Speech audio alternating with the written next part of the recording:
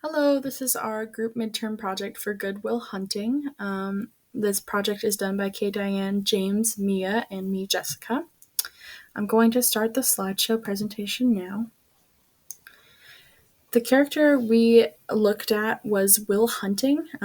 Some background information on him. Will Hunting is 20 years old. He's a current janitor at MIT. And then the mental health background and previous life I would think is very important in diagnosing and moving forward with therapy. Regards his childhood, which his parents died when he was a very young age, and therefore he ended up in several foster homes and dealt with severe abuse. He is extremely intelligent. He kind of tended to use books and learning as a form of escapism throughout his life. And because of his past traumas, he has an inability to trust and has some extreme fears of abandonment and anger issues. Mia will be talking about his character a bit more and the issues surrounding culture and things of that nature in the movie now. So the movie that we had was Goodwill Hunting, and the character that we chose to analyze was Will Hunting. So the mental health the mental illness that he most obviously exhibits is a really severe attachment disorder that he most likely acquired from being an orphan, growing up in the foster care system. He's never experienced any sort of actual intimacy with people close to his life, especially when he was a child. He had no real family because of growing up in a foster home. And he experienced, on top of that, he experienced a lot of physical abuse, along with the mental abuse. He experienced a lot of physical abuse, being beaten by a wrench, having cigarettes being burnt out on him, things of that kind of nature. And so he just has no idea of what a trusting, positive, intimate relationship is, especially as a child. So he has not been able to develop any intimate relationships, especially with adults, even into his adulthood, or any sort of vulnerable relationship, as it's obvious he pushes away being in love throughout the majority of the movie. So as for the social issues that are most commonly seen in the movie, you can see an inequality in education opportunities from Will being like growing up poor. He did his own. He educated himself. And as for his friends who he is around, they're basically born into poverty. All they believe is that they can basically graduate and go work a construction job, and that's just the end of what is possible for them because they were born in poverty. And the movie kind of shows that the social issue that we see every day is like if you have wealth, then you have power, and then you have an opportunity for education. And if you're impoverished, like if you're in poverty, then you most likely will remain in poverty, and it's much more difficult to climb out because you are not most likely not able to receive a higher education.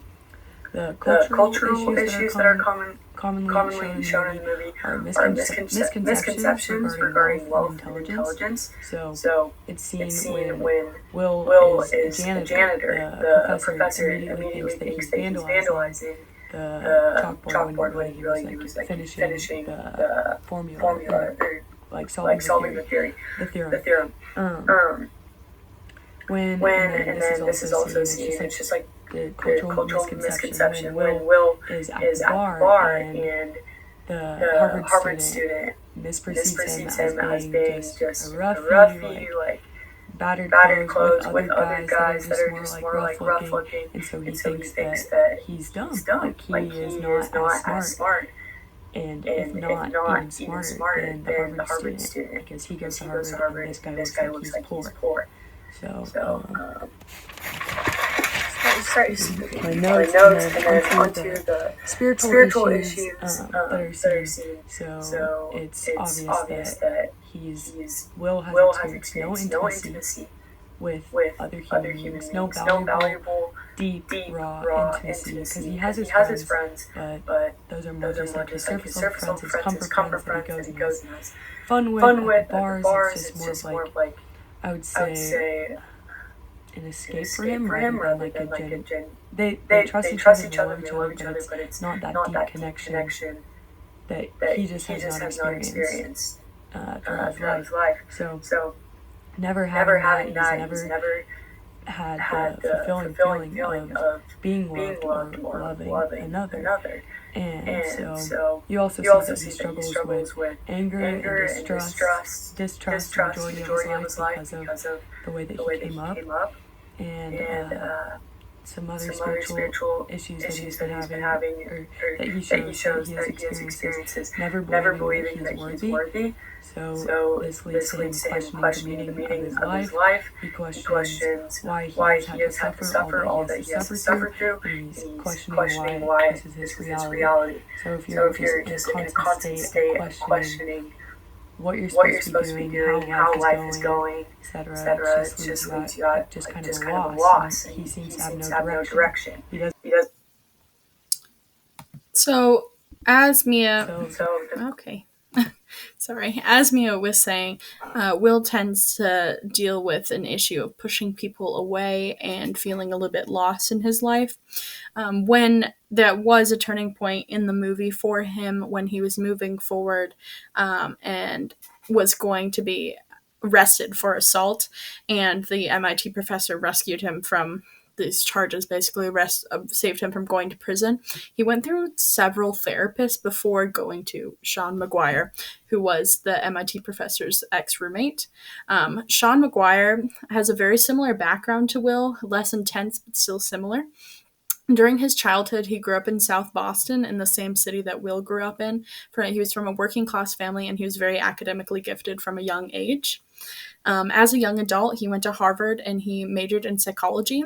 This is around the time when he met his late wife, and he felt a lot of pressure from his peers to not waste his potential on both his wife and just doing things that he enjoyed doing and loved doing, including psychology and going out and exploring life in the world. Currently, his wife did pass from cancer, and so he's dealing with the grief of losing his wife. He does seem to feel a bit underwhelmed with himself and what he's doing and where he's at in his life, just based off his interactions with his ex-friend, or his current friend, I can't really tell. And then he was asked by his old roommate to come back into town to counsel Will. So that's Sean Maguire, that is his current therapist. And the reason why we want to look at Sean Maguire is because we want to see why therapy with him worked and didn't with anybody else. While you may say that it's because of their shared background, their same area, their same experience, that Sean is able to relate with him in those ways, or even you might say that it's because of his patience. Many of the other therapists tried to just get him to talk as quickly as possible and get him out of there, but Sean was very patient and even went as far to tell his ex-roommate, his old friend, that Will could not be pushed in that way, or he was going to break, he was going to crack, he wasn't going to be successful in the way that his old friend wants him to.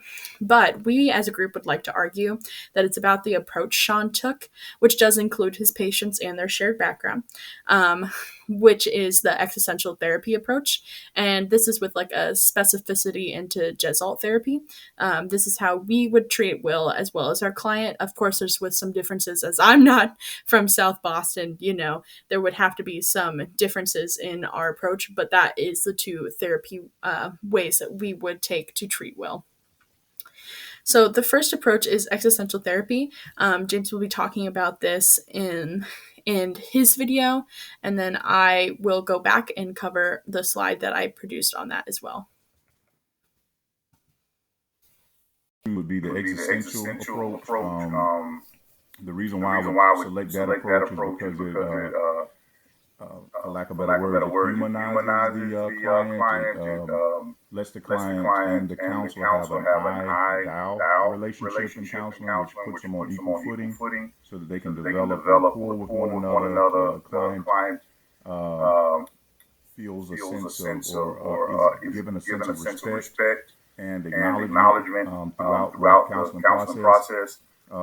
There's mutual working that has to be done between client and therapist. It's client driven. So it'll help the client to come to discovery or realizations that they would not have come to ordinarily or without some prompting. So, as I was just saying, the definition of existential psychotherapy is a style of therapy that places emphasis on the human condition as a whole. As he said, it humanizes the patient and the relationship between them.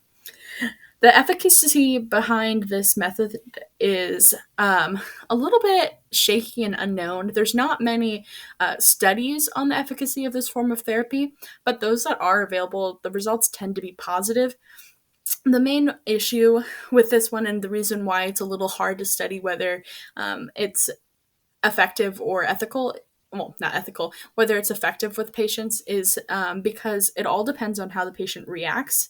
So while it might work with me, it might not work with one of the other members of our group just because of how we respond to things. And so if I had a high inability to take criticism or to have actual conversations, it would be a little hard to get to the point where we could use this therapy method.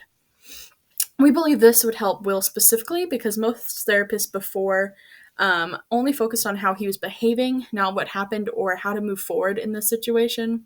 Will would benefit from this approach because it helps him see that his trauma wasn't his fault and that unfortunately, sometimes life sucks. That's the part that we all like about this therapy approach the most, is that it'll allow Will to see that sometimes you just can't control that bad things are going to happen to you or that bad things happen to other people, and then be able to move forward from that. With moving forward, I believe that we believe that the Jesuit therapy and those methods would help even further to push forward the work that we did with existential therapy and helping him see that the trauma from before wasn't his fault and that he had no control over those things, is to then further use the Jesuit therapy methods, which has a definition of being a form of psychotherapy that emphasizes personal responsibility and focuses on the individual's experience in the present moment. So first we would go back and look at all those past things and look at how sucky they were and how awful they were and how they affected Will as a person, and being able to say that, those things didn't actually have anything to do with Will. Those people just kind of sucked. And then moving forward, saying that now is the time for you to make decisions. You are the only person in the future who can change your outlook on things, who can change what you do with life. You don't have to take the job that Sean's the professor at MIT wants Will to take. You don't have to take that job. You don't have to run away with this girl. It is in your hands. Therefore, if we use this in combination, we believe would help Will, because it would allow him to know that he's the only determiner of his future, but also to confront his past and the stressors he had in his past, to be able to be calm enough to make those decisions and not just be pushing away everything out of fear. The efficacy of this approach in general has several articles surrounding it, because there are very mixed opinions, with many seeing positive results, but there is a worry for the aggressiveness that this approach can have. Obviously, no therapist is going to walk into a session and just be like, life sucks and it's your fault. But this approach can be helpful if you use it to allow somebody to have a little bit more responsibility over their emotions and over their actions. A lot of times when you look at existential therapy, it's just like everything's out of control, everything kind of sucks. Is how that one can form negatively. And so if you combat that with Jesuit therapy, being like everything sucks, but only you can control what you do, will allow the patient to have some sense of control while dealing with their emotions and past traumas. So in conclusion, the two methods that we would use to help therapize Will would be the existential therapy methods and the Jesuit therapy methods, which does fall under the existential umbrella. In addition, we would like to say that our other group member was unable to submit any videos or recordings for the slides because they are on active military duties, and therefore they can't send a video in, but they did help us write the paper and the slideshow. Thank you so much. That has been our midterm presentation.